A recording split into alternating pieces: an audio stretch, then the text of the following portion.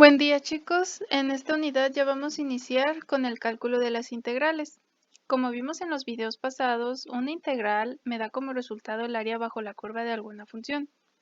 También hay que mencionar que así como la suma tiene como operación contraria la resta, la operación contraria de la multiplicación es la división, la operación contraria de la derivada sería la integral. En este ejemplo, si nosotros calculamos la integral de la derivada de f de x, o la integral de f' de x, nosotros obtenemos como resultado f de x, hagan de cuenta que aquí es como si se eliminaran los operadores, más una constante de integración. Es por ello que a veces en la literatura van a encontrar que el resultado de las integrales son también llamadas antiderivadas. Pero vamos a centrarnos en este video con lo que es la constante de integración. ¿Qué me quiere decir esa constante de integración? Para ello supongamos que tenemos una función f de x que no conocemos. Ahorita no la conocemos, pero si la derivamos obtenemos este valor, que es 2x.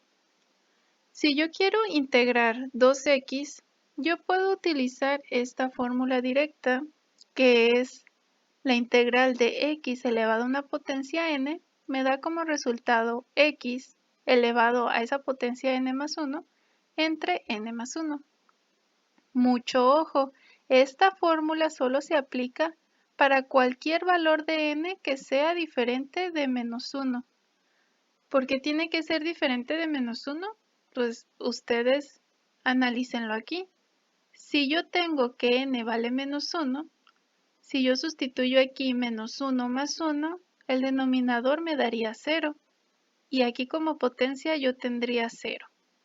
Y acuérdense que yo no puedo dividir nada entre 0, eso es una indeterminación.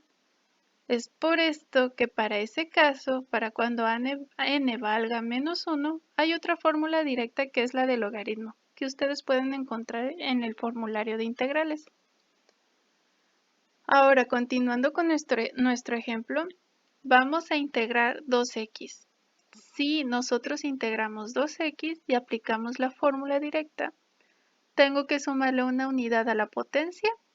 Este 2 lo dejamos igualito, x le sumo 1 más 1, entre valor de n, ¿cuánto vale aquí? 1, x tiene potencia de 1 más 1. El denominador me da como resultado un 2, que yo lo puedo eliminar con este 2 y por eso nada más me queda como resultado x cuadrada. Pero como es una integral indefinida, yo no tengo intervalos de integración, yo debo de añadir una constante de integración. Entonces, ya mi resultado final sería x cuadrada más c. A este resultado también lo conocemos como función primitiva. Que sea una función primitiva quiere decir que al final de cuentas nosotros vamos a obtener una familia de funciones que tengan el comportamiento de x cuadrada, ya que realmente cuando nosotros calculamos la integral de alguna función, nosotros no llegamos realmente a cuál era la función original. Es por eso que ponemos S más C. S más C nos da un sentido geométrico de cómo pudo haber sido realmente nuestra función. Lo podemos ver mejor en esta gráfica. Si nosotros graficamos x cuadrada, ya sabemos que esto nos da como resultado una parábola. Y esta parábola pues puede estar desplazada dependiendo las unidades de c. Si nosotros agarramos como ejemplo esta función que tenemos en rojo, la función original es x cuadrada más 3. Y si yo la derivo, yo obtengo de resultado la función 2x. Si me fijo con otra función como la que empieza en el origen, que es x cuadrada, si yo la derivo, obtengo también como resultado 2x. Y si yo tomo esta otra función, esta parábola desplazada 10 unidades hacia abajo, y la derivo, también obtengo como resultado 2x. Entonces, este es el sentido que me quiere dar el valor de c. Todas estas funciones son funciones primitivas de mi derivada 2x.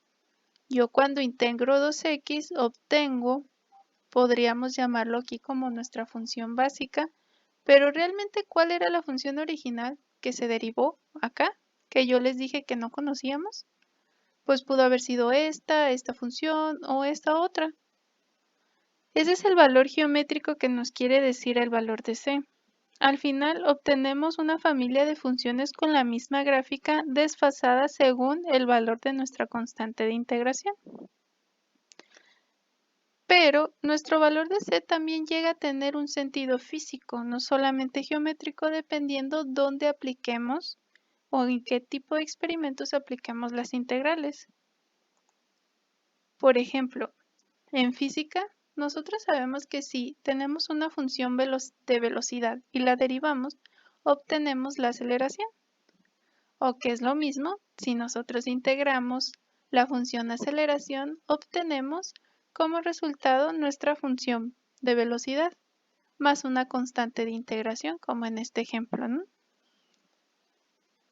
Ahora, esa constante de integración, ¿qué me vendría indicando realmente?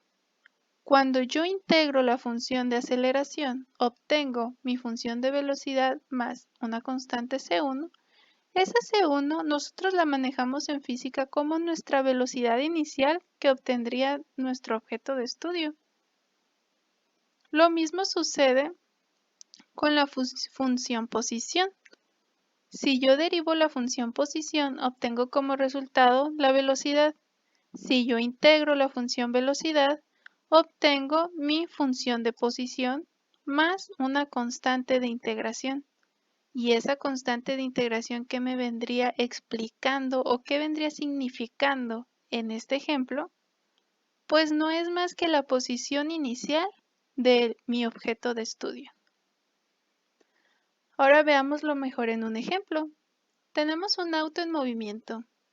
Ese auto tiene una aceleración de 10 metros sobre segundo, 10 centímetros sobre segundo. Ustedes las unidades, ahorita no nos vamos a meter en unidades. Tiene una aceleración de 10. Si yo integro la aceleración, obtengo la función velocidad. Velocidad es igual a la integral de mi aceleración, que es 10, en función del tiempo, que entonces nada más le añado el diferencial. Entonces la integral de una constante, pues siempre va a ser la misma constante por mi variable t, más una constante de integración. Ya tengo aquí, esta expresión me indica mi función velocidad de mi objeto de estudio. Ahora, yo quiero conocer la función posición. La función posición la obtengo de la integral de mi función velocidad, que es la que yo obtuve aquí. Mi función velocidad es 10t más mi constante de integración, todo por diferencial de t.